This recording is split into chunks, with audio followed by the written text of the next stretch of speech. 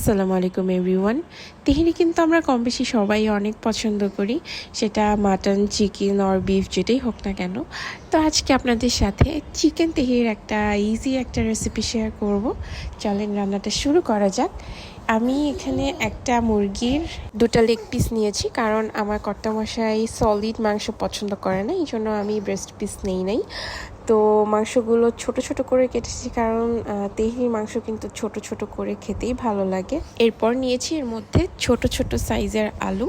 তো ফার্স্টেই আমি একটা প্যান নিয়ে তাতে সয়াবিন তেল দিয়ে ফার্স্টেই মাংসগুলো দিয়েছি। মাংসগুলো প্রথমে কিছুক্ষণ ভেজে এর মধ্যে আলুগুলো দিয়ে আরও কিছুক্ষণ ভেজে নিয়েছি।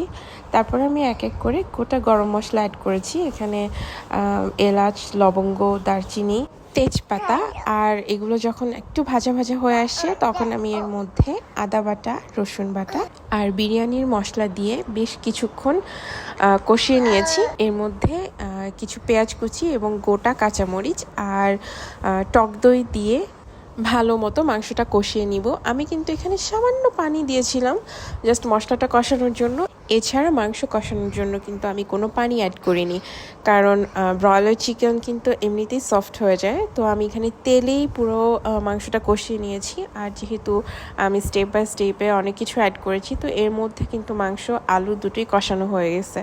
এখন আমি মাংস রান্নার জন্য এর মধ্যে গরম পানি অ্যাড করেছি। এখানে পানির পরিমাণটা খেয়াল রাখবেন। মাংস রান্নাটা যখন প্রায় কমপ্লিট হয়ে আসছে তখন আমি উপর থেকে একটু বেরেস্তা অ্যাড করেছি ফ্লেভারের জন্য। আর এই তো আমার মাংস কিন্তু অলমোস্ট কমপ্লিট। এখন আমি এটা নামিয়ে রেখে বিরিয়ানির চালটা প্রিপেয়ার করে নিব। তো চালের জন্য আমি এখানে নিয়েছি চিনি গুঁড়া চাল। প্রথমে আমি চালগুলো ধুয়ে একটা স্ট্রেনারে পানি ঝরাতে রেখে দিয়েছিলাম। দেন আমি একটা প্যান নিয়ে তার মধ্যে সয়াবিন তেল দিয়ে, আমি এখানে তেলের পরিমাণটা সামান্য ইউজ করব, কারণ মাংসতে কিন্তু যথেষ্ট তেল আছে।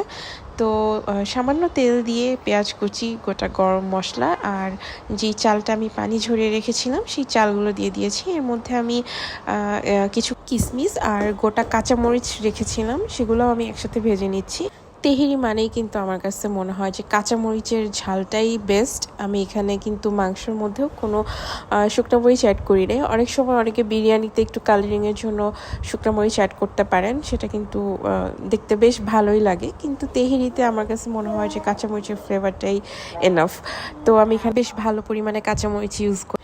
তো আমার চাল ভাজা হয়ে গেলে আমি এখানে চালের পরিমাণ অনুযায়ী গরম পানি অ্যাড করেছি, এবং এটা যখন বলক এসে যায় তখন আমি মাংসটা মিক্স করে দিয়েছি, কারণ আমি এটা যেহেতু দমে দিব, তো আমি এর জন্য চালের মধ্যে পানি থাকতেই মাংসটা মিক্স করে দিয়েছিলাম। সাথে উপর থেকে একটু গুঁড়া দুধ আর কেওড়া জল অ্যাড করে হিটে রেখে কিছুক্ষণ ঢেকে রেখে রান্না করে নিয়েছি। এবং দেখতে পাচ্ছেন আমার পানিটা কিন্তু অলমোস্ট টেনে আসছে আর চালটাও বেশ ঝরঝরা হয়ে গেছে। আমি উপর থেকে একটু ফ্লেভারের জন্য ঘি আর বেরেস্তা অ্যাড করেছিলাম, এবং এই পর্যায়ে আমি আরও কিছুক্ষণ একদম লো হিটে ঢেকে রেখে দিয়েছিলাম, যাতে চালটা একদম পুরোপুরি কুক হয়ে আসে আর একদম ঝরঝরা হয়ে আসে।